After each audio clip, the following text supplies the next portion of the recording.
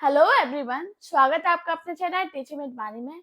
उम्मीद है कि आप सभी अच्छे होंगे और अपनी तैयारी को बेहतर कर रहे होंगे। दोस्तों, आज की जो हमारी क्लास है बड़े ही हम सरल तरीके से हिंदी के महत्वपूर्ण 50 प्रश्नों को करेंगे। तो चलिए आज की वीडियो को स्टार्ट करते हैं। उससे पहले अगर आप चैनल पर पहली बार आए हो तो चैनल को सब्सक्राइब और वीडियो को लाइक जरूर करना। आज का हमारा पहला क्वेश्चन है, कामायनी का प्रमुख पात्र ईड़ा किसका प्रतीकार्थ है? अहंकार, बुद्धि, मन, हृदय। हाँ जी, कामायनी का प्रमुख पात्र ईड़ा किसका प्रतीकार्थ है? तो आपको याद रखना, जो कामायनी का पात्र ईड़ा है ये बुद्धि का प्रतीकार्थ है। इसका राइट आंसर क्या होगा? Option B. अब दोस्तों बात करें मन किसका प्रतीक है, तो आपको याद रखना जो मन है ये मनु का प्रतीक है। और बात करें हृदय, ये किसका प्रतीक है? तो आपको याद रखना श्रद्धा का। हाँ जी, मैंने आपको क्या बताया, ईड़ा बुद्धि का प्रतीकार्थ है। नेक्स्ट क्वेश्चन है, यह कथन किसका है कि कामायनी का महाकाव्यात्मक असंदिग्ध है? डॉक्टर हजारी प्रसाद द्विवेदी, रामचंद्र शुक्ल, डॉक्टर नगेंद्र नंद दुलारे वाजपेयी। हाँ जी, जल्दी से बताइए ये कथन किसका है? तो आपको याद रखना ये जो कथन है किसका है? डॉक्टर नगेंद्र का। इसका राइट आंसर क्या होगा? Option C. हमारा नेक्स्ट क्वेश्चन है, निम्नलिखित में से कौन सी रचना जयशंकर प्रसाद की नहीं है? रश्मि, आंसू, प्रेम प्रतीक, महाराणा का महत्व। हाँ जी, कौन सी रचना है जो जयशंकर प्रसाद की नहीं है? तो आपको याद रखना जो रचनाएं दी गई हैं इसमें रश्मि जयशंकर प्रसाद की रचना नहीं है। तो इसका राइट आंसर क्या होगा?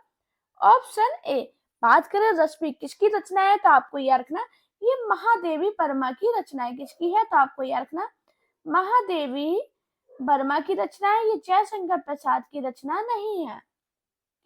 नेक्स्ट क्वेश्चन है, कामायनी के किस दर्शन में अभिव्यक्ति मिलती है? जैन, अद्वैत, बौद्ध, शैव। हाँ जी, कामायनी के किस दर्शन में अभिव्यक्ति मिलती है? तो आपको याद रखना जो जयशंकर प्रसाद कृत 15 सर्गीय महाकाव्य कामायनी है इसमें शैव दर्शन की अभिव्यक्ति मिलती है। इसका राइट आंसर क्या होगा?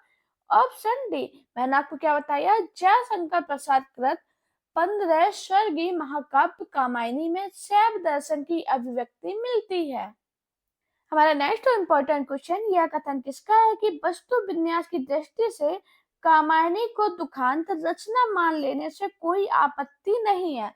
पंडित मुकुटधर पांडे, नंद दुलारे वाजपेयी, शुभनाथ सिंह, राम नरेश त्रिपाठी। बताइए इसका राइट आंसर क्या होगा?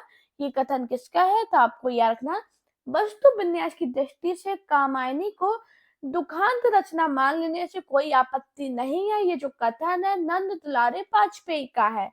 इसका राइट आंसर क्या होगा? Option B. नेक्स्ट क्वेश्चन है, निराला दार्शनिक कवियां, यह कथन किसका है? नंद दुलारे वाजपेयी, रामविलास शर्मा, नगेंद्र हजारी प्रसाद द्विवेदी। हाँ जी, निराला दार्शनिक कवियां ये कथन किसका है? तो आपको याद रखना रामविलास शर्मा का। इसका राइट आंसर क्या होगा? Option B. मैंने आपको क्या बताया, निराला दार्शनिक कवियां यह कथन रामविलास शर्मा का है। नेक्स्ट क्वेश्चन है, शैव दर्शन की आनंद बात पर आधारित रचना है? चंद्रगुप्त, कामायनी, लहर, आंसू। हाँ जी, शैव दर्शन की आनंद बात पर आधारित रचना कौन सी है? तो आपको याद रखना कामायनी। इसका राइट आंसर क्या होगा? Option B. दोस्तों आपको याद रखना जो कामायनी है एक महाकाव्य है जिसकी रचना जयशंकर प्रसाद ने की थी। और कब की थी? तो आपको याद रखना 1935 में, जिसमें कि 15 सर्ग। आपको याद रखना 15 सर्ग कामायनी के काफी इंपॉर्टेंट है और पेपर में पूछे जाते हैं। क्वेश्चन क्या था? शैव दर्शन की आनंद बात पर आधारित रचना कौन सी है? तो आपको याद रखना कामायनी। नेक्स्ट क्वेश्चन है, बच्चन जी की मधुशाला की विधा है? निबंध, काव्य, संस्मरण, नाटक। हाँ जी, हरिवंश राय बच्चन की मधुशाला की विधा क्या है? तो आपको याद रखना ये काव्य है। इसका राइट आंसर क्या होगा? Option B. नेक्स्ट क्वेश्चन है, गंध बीथी के रचनाकार है? लीलाधर जगूड़ी, रमेश चंद्र शाह, सुमित्रा नंदन पंत, जगदीश गुप्त। हाँ जी, गंध बीथी के रचनाकार कौन है? तो आपको याद रखना इसके जो रचनाकार है वो सुमित्रा नंदन पंत है। इसका राइट आंसर क्या होगा? ऑप्शन सी। छायावाद को मधुचर्या कहने वाले हैं? हजारी प्रसाद द्विवेदी, रामचंद्र शुक्ल, डॉक्टर नगेंद्र बाबू गुलाब राय। हाँ जी, छायावाद को मधुचर्या कहने वाले कौन है? तो आपको याद रखना, जो छायावाद है इसको मधुचर्या कहने वाले आचार्य रामचंद्र शुक्ल है। इसका राइट आंसर क्या होगा? Option B. मैंने आपको क्या बताया? आचार्य रामचंद्र शुक्ल ने छायावाद को मधुचर्या कहा है। नेक्स्ट क्वेश्चन है, गा कोकिल वर्षा पावक कड़ पंक्ति किस रचनाकार की है? सुमित्रा नंदन पंत, दुष्यंत कुमार, श्याम नारायण पांडे, नागार्जुन। हाँ जी, गा कोकिल वर्षा पावक कड़ पंक्ति किस रचनाकार की है? तो आपको याद रखना, ये जो पंक्ति है सुमित्रा नंदन पंत की है। इसका राइट आंसर क्या होगा? Option A. बात करें ये जो पंक्ति है कौन सी कविता से ली गई है? तो आपको याद रखना, सुमित्रा नंद पंत की कविता है युगांत। कौन सी है? तो आपको याद रखना, सुमित्रा नंदन पंत की कविता युगांत से ये पंक्ति ली गई है। नेक्स्ट क्वेश्चन है, निम्न में से सुमेलित नहीं है? अनामिका, महादेवी वर्मा, वीणा, पंत, झरना, जयशंकर प्रसाद, सांद काकली, निराला। बताओ कौन सा सुमेलित नहीं है? तो दोस्तों आप सभी को पता है सांद काकली किसकी है? निराला की। ये सही है। झरना जयशंकर प्रसाद की और वीणा पंत की है। जबकि बात करें अनामिका, ये महादेवी वर्मा की नहीं है। तो इसका राइट आंसर क्या होगा? Option A. अब अनामिका महादेवी वर्मा की नहीं है तो किसकी है? आपको याद रखना, सूर्यकांत त्रिपाठी निराला की। किसकी है? निराला जी की अनामिका रचना है। नेक्स्ट क्वेश्चन है, छायावाद को राष्ट्रीय जागरण की काव्य अभिव्यक्ति किसने कहा? नामवर सिंह ने, डॉक्टर नगेंद्र नंद, दुलारे वाजपेयी, राम स्वरूप चतुर्वेदी। जल्दी से बताइए, छायावाद को राष्ट्रीय जागरण की काव्य अभिव्यक्ति किसने कहा है? तो आपको याद रखना, किसने कहा है? नामवर सिंह ने। इसका राइट आंसर है ऑप्शन ए। नेक्स्ट क्वेश्चन है, निम्न में से कौन सुमेलित नहीं है? परिमल, निराला, पल्लव, पंत, दीपशिखा, महादेवी वर्मा, प्रेम पथिक, श्रीधर पाठक। बताइए कौन सा सुमेलित नहीं है? तो आपको यह पता है, परिमल किसकी है? निराला की। पल्लव किसकी है? पंत की। और दीपशिखा किसकी है? महादेवी वर्मा की। जबकि बात करें प्रेम पथिक, ये श्रीधर पाठक से सुमेलित नहीं है। तो इसका राइट आंसर क्या है? Option D. अब बात करें प्रेम पथिक किसकी है? तो आपको याद रखना है, जयशंकर प्रसाद की। किसकी है? जयशंकर प्रसाद की रचना है ये। नेक्स्ट क्वेश्चन है, प्रथम रस का आना रंगनी तूने कैसे पहचाना? पंक्ति किसके द्वारा लिखित है? प्रसाद, महादेवी, पंत, निराला। बताओ इसका राइट आंसर क्या होगा?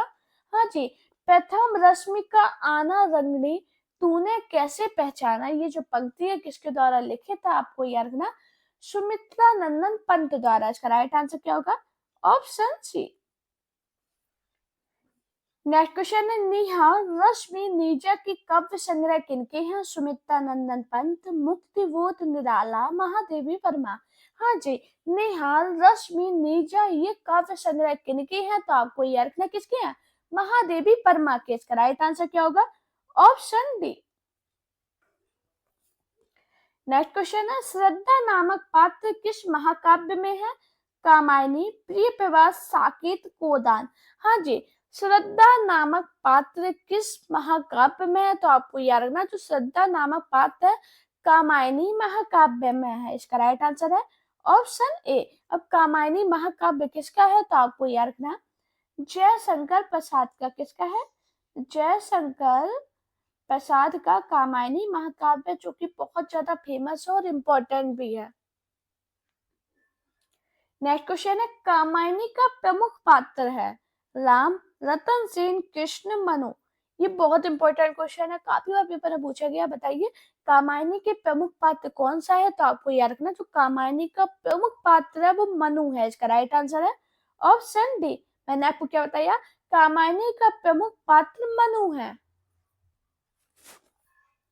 नेक्स्ट क्वेश्चन है, इनमें सुमित्रा नंदन पंत की रचना नहीं है? ग्रंथी, परमल, वीणा, पल्लव। हाँ जी, सुमित्रा नंदन पंत की रचना कौन सी नहीं है? तो आपको याद रखना, जो परिमल है ये सुमित्रा नंदन पंत की रचना नहीं है, बल्कि ये निराला की रचना है। इसका राइट आंसर क्या होगा? Option B. परिमल किसकी रचना है? तो आपको याद रखना है निराला की रचना है, ये सुमित्रा नंदन पंत की रचना नहीं है।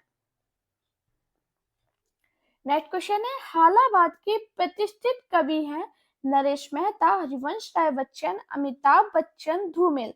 हाँ जी, हालाबाद के प्रतिष्ठित कवि कौन है? तो आपको याद रखना हरिवंश राय बच्चन इसका राइट आंसर है ऑप्शन बी। नेक्स्ट क्वेश्चन है, कुकुरमुत्ता, नए पत्ते तथा तुलसीदास किन की कृतियां हैं? जयशंकर प्रसाद, सुमित्रा नंदन पंत, महादेवी परमार, निराला। बताइए क्या होगा इसका राइट आंसर। दोस्तों आप लोग इतने प्यारे प्यारे कमेंट करते हो उसके लिए बहुत ज्यादा थैंक यू कि आप लोग इतना सपोर्ट करते हो मुझे, इतनी अच्छी आपको क्लास लगती है। आपसे एक रिक्वेस्ट जरूर करूंगी, आप लोग मुझे कमेंट में ये जरूर बताया करो कि आपको किस टॉपिक में प्रॉब्लम हो रही है और आपको जो और क्लास चाहिए वो किस टॉपिक पे चाहिए। आप लोग कमेंट कीजिए, मैं उस टॉपिक पर क्लास जरूर लाऊंगी। तो आप लोगों से यही कहूंगी कमेंट जरूर करना। अभी बताइए, कुकुरमुत्ता, नए पत्ते तथा तुलसीदास किन की कृतियां हैं? तो आपको याद था सूर्यकांत त्रिपाठी, निराला की। इसका राइट आंसर क्या होगा?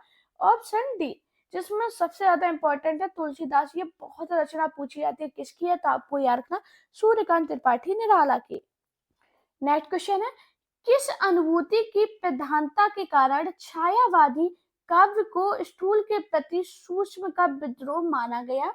लोकानुभूति, स्वानुभूति, प्रणानुभूति, आनंद अनुभूति। बताइए किस अनुभूति की प्रधानता के कारण छायावादी काव्य को स्थूल के प्रति सूक्ष्म का विद्रोह माना गया है? तो आपको याद रखना स्वानुभूति। इसका राइट आंसर क्या होगा? Option B. हमारा नेक्स्ट क्वेश्चन है, प्रवासी के गीत के रचनाकार है नरेंद्र शर्मा, भगवती चरण वर्मा, हरिवंश राय बच्चन, हरिकृष्ण प्रेमी। हाँ जी, प्रवासी के गीत के रचनाकार कौन है? तो आपको याद रखना नरेंद्र शर्मा। इसका राइट आंसर क्या होगा? Option A. मैंने आपको क्या बताया, प्रवासी के गीत के रचनाकार नरेंद्र शर्मा है। नेक्स्ट क्वेश्चन है, पंत की ताज कविता किस भावधारा का प्रतिनिधित्व करती है? छायावादी, प्रयोगवादी, प्रगतिवादी, हालावादी। हाँ जी, पंत की ताज कविता किस भावधारा का प्रतिनिधित्व करती है? तो आपको यह रखना प्रगतिवादी। इसका राइट आंसर क्या होगा? Option C. मैंने आपको क्या बताया, पंत की ताज कविता प्रगतिवादी भावधारा का प्रतिनिधित्व करती है। हमारा नेक्स्ट क्वेश्चन है, निराला की निम्नलिखित रचनाओं में से किस रचना को हिंदी का शोक गीत कहा जाता है? जूही की कली, सरोज स्मृति, तोड़ती पत्थर, तुलसीदास। हाँ जी, निराला की कौन सी कृति है जिसे हिंदी का शोक गीत कहा जाता है? तो आपको यह रखना सरोज स्मृति। इसका राइट आंसर क्या होगा? Option B. नेक्स्ट क्वेश्चन है, प्रकाशन काल के अनुसार निम्नलिखित कृतियों का सही अनुक्रम है? आंसू, ग्रंथि, यामा, वेला। ग्रंथि, आंसू, यामा, वेला। यामा, वेला, आंसू, ग्रंथि, वेला, आंसू, यामा, ग्रंथि। बताओ कृतियों का सही क्रम क्या है? तो मैं आपको सन क्यों बताती हूँ, इसीलिए बताती हूँ क्योंकि ऐसे क्वेश्चन जब बनते हैं तो बहुत कंफ्यूजन में रहता है, इसलिए मैं आपको सभी के सन बताती हूँ। सबसे पहले बताइए वेला की सन कितनी है? तो आपको याद रखना 1946। आंसू की सन कितनी है? तो आपको याद रखना 1925। यामा की सन कितनी है? तो आपको याद रखना 1940। और ग्रंथि की सन कितनी होगी? तो आपको याद रखना 1920। अब बताओ इसका सही अनुक्रम क्या होगा? सबसे पहले क्या आएगा? ग्रंथि, उसके बाद आंसू, उसके बाद क्या आएगा? यामा, और लास्ट में आएगा बेला। इसका राइट आंसर क्या होगा? Option B. नेक्स्ट क्वेश्चन है, निम्नलिखित पुस्तकों में से किसकी भूमिका छायावाद का घोषणा पत्र कहा जाता है? अनामिका, परमल, पल्लव, कामायनी। बताइए इसका राइट आंसर क्या होगा? हाँ जी, किसकी भूमिका छायावाद का घोषणा पत्र कहा जाता है? तो आपको याद रखना पल्लव। इसका राइट आंसर क्या होगा? Option C. मैंने आपको क्या बताया, पल्लव की भूमिका को छायावाद का घोषणा पत्र कहा जाता है। नेक्स्ट क्वेश्चन है, प्रकाशन वर्ष के अनुसार निम्नलिखित रचनाओं का सही अनुक्रम है? अनामिका, झरना, पल्लव, निहार। पल्लव, निहार, झरना, अनामिका।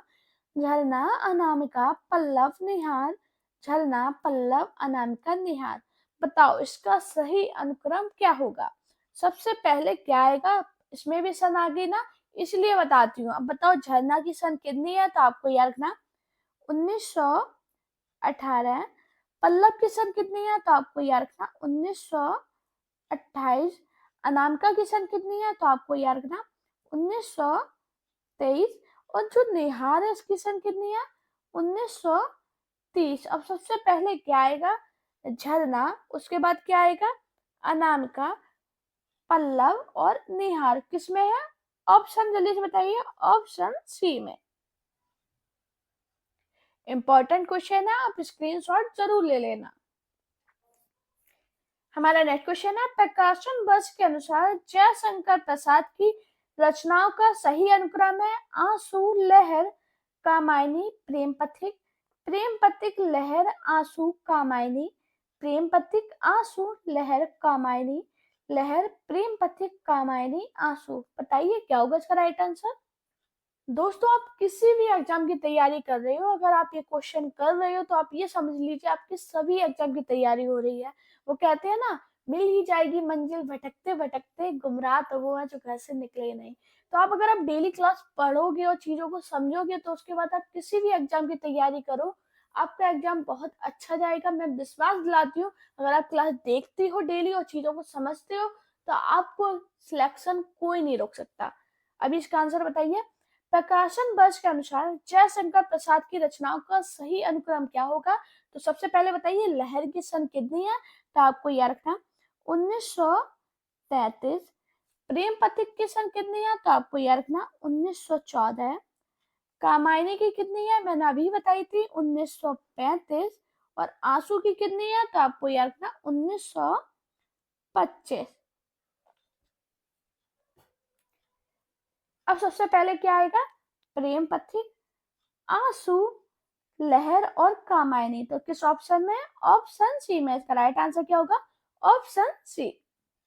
नेक्स्ट क्वेश्चन है, रामचंद्र शुक्ल ने रहस्यवाद के मूल अर्थ में किस छायावादी कवि को सर्वाधिक प्रमुख माना है, पंत, निराला, प्रसाद, महादेवी, वर्मा। बताओ क्या होगा इसका राइट आंसर। हाँ जी, रामचंद्र शुक्ल ने रहस्यवाद के मूल अर्थ में किस छायावादी कवि को सर्वाधिक प्रमुख माना है, तो आपको याद रखना महादेवी वर्मा को। इसका राइट आंसर क्या होगा, ऑप्शन डी। हमारा नेक्स्ट क्वेश्चन है, मधुशाला काव्य के रचयिता कौन है, हरिवंश राय बच्चन, अमिताभ बच्चन, सुमित्रा नंदन पंत, शैल चतुर्वेदी। हाँ जी बताइए इसका राइट आंसर क्या होगा। दोस्तों एग्जाम में देखो कितना घुमाता है, हरिवंश राय बच्चन दे रखा है, साथ में अमिताभ बच्चन भी दे रखा है। तो कभी आप ही लोग होंगे जिन्होंने अगर सही से नहीं पढ़ा होगा तो वो कंफ्यूजन में आ जाएंगे, अमिताभ बच्चन लगाएंगे हरिवंश राय बच्चन। तो आपको याद रखना जो मधुशाला काव्य के रचयिता है वो हरिवंश राय बच्चन है। इसका राइट आंसर क्या होगा, ऑप्शन ए। दोस्तों आपको याद रखना जो हरिवंश राय बच्चन है ये हालावाद के प्रवर्तक है। किसके प्रवर्तक है, तो आपको याद रखना हालावाद के ये प्रवर्तक है। नेक्स्ट क्वेश्चन है, छायावाद शब्द का प्रथम प्रयोक्ता किसे माना जाता है, राधा कृष्ण गोस्वामी, आचार्य रामचंद्र शुक्ल, जयशंकर प्रसाद, मुकुटधर पांडे। हाँ जी, छायावाद शब्द का प्रथम प्रयोक्ता किसे माना जाता है, तो आपको याद रखना मुकुटधर पांडे को। इसका राइट आंसर क्या होगा, ऑप्शन डी। और इम्पोर्टेंट क्वेश्चन, हिंदी काव्य में जो छायावाद युग है वही हिंदी उपन्यास एवं कहानियों के संदर्भ में युग है, गांधी युग, भारतेंदु युग, प्रेमचंद युग, जयशंकर प्रसाद। बताओ इसका राइट आंसर क्या होगा। हाँ जी, हिंदी काव्य में जो छायावाद युग है वही हिंदी उपन्यास एवं कहानियों के संदर्भ में प्रेमचंद युग है। इसका राइट आंसर क्या है, ऑप्शन सी। किस कवि को प्रकृति का सुकुमार कवि कहा जाता है, रामधारी सिंह दिनकर, सूर्यकांत त्रिपाठी निराला, सुमित्रा नंदन पंत, जयशंकर प्रसाद। हाँ जी बताइए, प्रकृति का सुकुमार कवि किसे कहते हैं, तो आप सभी जानते हो भाई, बच्चा बच्चा जानता है, प्रकृति के सुकुमार कवि सुमित्रा नंदन पंत को कहते हैं। इसका राइट आंसर क्या होगा, ऑप्शन सी। नेक्स्ट क्वेश्चन है, आधुनिक काल की तीसरे उत्थान की प्रमुख साहित्यिक प्रवृत्ति है, प्रगतिवाद, हालावाद, प्रयोगवाद, छायावाद। जल्दी से बताओ इसका राइट आंसर क्या होगा। आधुनिक काल की तीसरे उत्थान की प्रमुख साहित्यिक प्रवृत्ति क्या है, तो आपको याद रखना छायावाद। इसका राइट आंसर क्या होगा? Option D. हमारा नेक्स्ट क्वेश्चन है, कामायनी किसकी पुत्री थी? श्रद्धा, काम, मनु, ईड़ा। बताइए कामायनी किसकी पुत्री थी? तो आपको याद रखना जो कामायनी ही काम की पुत्री थी। इसका राइट आंसर क्या होगा? Option B. नेक्स्ट क्वेश्चन है, प्रसाद की गीत कला का उत्कृष्ट रूप उनके किस संकलन में दिखाई देता है? झरना, तरंग, आंसू, लहर। हाँ जी, प्रसाद की गीत कला का उत्कृष्ट रूप उनके किस संकलन में दिखाई देता है? तो आपको याद रखना लहर में। इसका राइट आंसर क्या होगा? Option D. हमारा नेक्स्ट क्वेश्चन है, किस कवि की कृति को छायावाद का घोषणा पत्र कहा गया? सुमित्रा नंदन पंत, महादेवी वर्मा, जयशंकर प्रसाद, राम कुमार वर्मा। अभी हाल मैंने ये क्वेश्चन कराया था, क्या बताया था? किस कवि की कृति को छायावाद का घोषणा पत्र कहा गया? सुमित्रा नंदन पंत की। इसका राइट आंसर क्या होगा? Option A. नेक्स्ट क्वेश्चन है, कामायनी को छायावाद का उपनिषद किसने कहा है? डॉक्टर नगेंद्र ने, गजानन माधव मुक्तिबोध ने, इंद्रनाथ मदान ने, शांति प्रिय द्विवेदी ने। हाँ जी, कामायनी को छायावाद का उपनिषद किसने कहा है? तो आपको याद रखना किसने कहा है? शांति प्रिय द्विवेदी ने। इसका राइट आंसर है ऑप्शन डी। नेक्स्ट क्वेश्चन है, नारी तुम केवल श्रद्धा हो पंक्ति किस रचना में है? कामायनी में, साकेत में, भारतवासी, चंद्रगुप्त। हाँ जी, नारी तुम केवल श्रद्धा हो ये जो पंक्ति है कामायनी में है। इसका राइट आंसर क्या होगा? Option A. नेक्स्ट क्वेश्चन है, छायावाद की प्रमुख प्रवृत्ति कौन सी है? अलंकारिकता, शैली गीत, साहित्यिक, प्रायोगिक। हाँ जी, छायावाद की प्रमुख प्रवृत्ति कौन सी है? तो आपको याद रखना शैली गीत। इसका राइट आंसर क्या होगा? Option B. नेक्स्ट क्वेश्चन है, निराला के अनुसार हिंदी में मुक्तक काव्य किस छंद की बुनियादी पर सफल हो जाता है? दोहा, चौपाई, दोहा, कवित्त।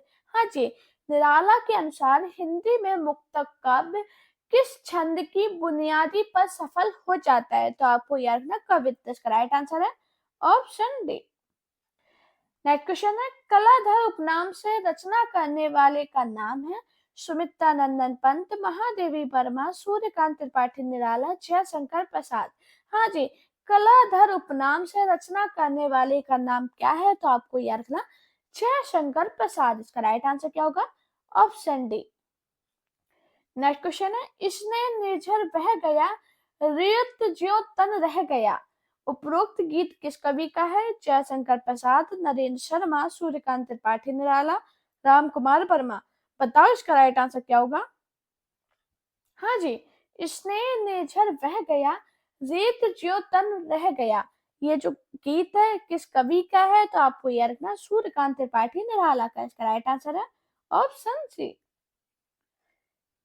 नेक्स्ट क्वेश्चन है, सुमित्रा नंदन पंत की सुप्रसिद्ध कविता परिवर्तन उनके किस काव्य संकलन के सर्वप्रथम प्रकाशित हुई थी? कुंजन, पल्लव, ग्राम्य, युगांत।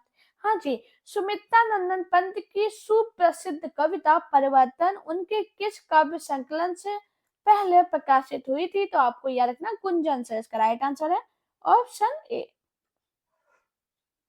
नेक्स्ट क्वेश्चन है, निराला की कविता राम की शक्ति पूजा पर किस रचना का सर्वाधिक प्रभाव है? वाल्मीकि रामायण, रामचरितमानस, कृतिवश रामायण, विष्णु पुराण। हाँ जी, राम की शक्ति पूजा पर किस रचना का सर्वाधिक प्रभाव है? तो आपको याद रखना कृतिवश रामायण का। इसका राइट आंसर है ऑप्शन सी।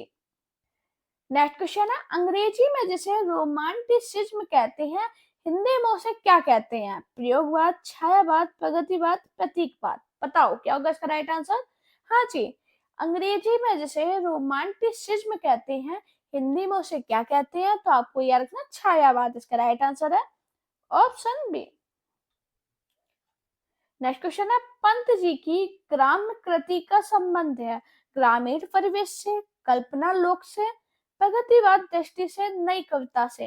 हाँ जी, पंत जी की ग्राम्य कृति का संबंध किससे है? तो आपको याद रखना ग्रामीण परिवेश से। इसका राइट आंसर क्या होगा? Option A. नेक्स्ट क्वेश्चन है, कामायनी की श्रद्धा का प्रतीक है बुद्धि, हृदय, मन, आनंद।